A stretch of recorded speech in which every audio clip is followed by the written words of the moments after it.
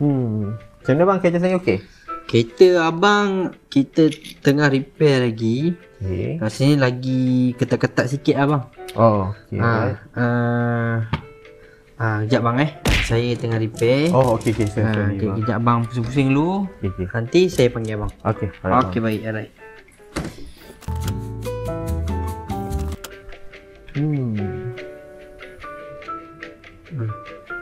Bang, ni tayar apa bang Ha?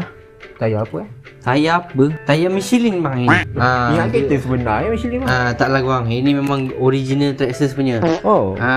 Cuma kejap bang saya saya nak repair kejap. Okey okey. Sorry Yang bang. ni untuk abang racun-racun boleh cocok kawan bang. Oh. Confirm bang Confirm bang, bagi Confirm, saya masa sikit lagi. Saya yakin dengan abang ni. Boleh. Mesti padu punya. Saya setting jap bang tak sikit apa, lagi kena nanti siap saya panggil abang. Okey okey. Sorry bang. Baik. Jun. Okey. Wish bang. Ni macam tak ketat je bang. Sekejap saya ketat bang. Ketat ke bang ni?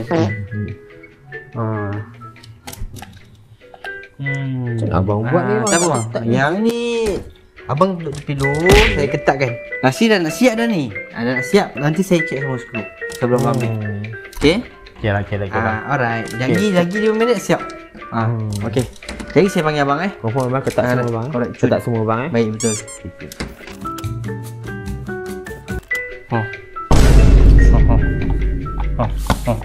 Apa hal ni bang? Bang. Sekejap bang. Bang, sebelum Sanwa M70 ni dia terbang kontrol ke abang kan. Abang tepi dulu, bagi saya set up dulu, nanti saya panggil. Saya rasa lagi 1 minit ni bang. Sikit lagi. Saya nak bagi yang terbaik untuk abang ni. Ini saya takut dia terbang. Dia kan remote control kan. Tapi takut dia safe control bang. Jadi apa-apa pun insya-Allah saya setting yang baik sampai 4 ni bang. Sampai 4 ni saya pakai sekali 4 ni. Jadi lagi 1 minit saya panggil abang. Mesti setting cantik punya. Tapi saya tak sabar nak tak apa bang. Sikit lagi sebelum dia terbang bang, sikit lagi. Lagi 1 minit saya panggil abang okey. Abang buat bayaran dulu dekat kaunter.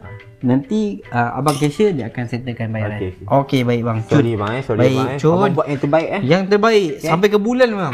Sampai kontrol dia terbang bang. Okey. Baik. Alright. Okey, alhamdulillah dah siap kereta abang tadi. Agak mencabar tapi insya-Allah dekat MSH kita memang ada buat repair, kita ada buat servis, kita ada buat tukar parts yang kawan-kawan request. Tapi kita minta sedikit masa. Bila hantarkan kita cuba buat yang terbaik. Nak cakap sempurna, taklah sempurna, tapi dalam hati setiap pemain ni kita nak yang terbaik untuk bagi dekat kawan-kawan dekat luar sana supaya perjalanan atau permainan waktu korang main ni cantik, smooth, apa-apa pun. Berharap kawan-kawan boleh bagi kerjasama, okey? InsyaAllah kereta ni dah siap. Tunggu nak fly je to the moon, okey? Jom ke message.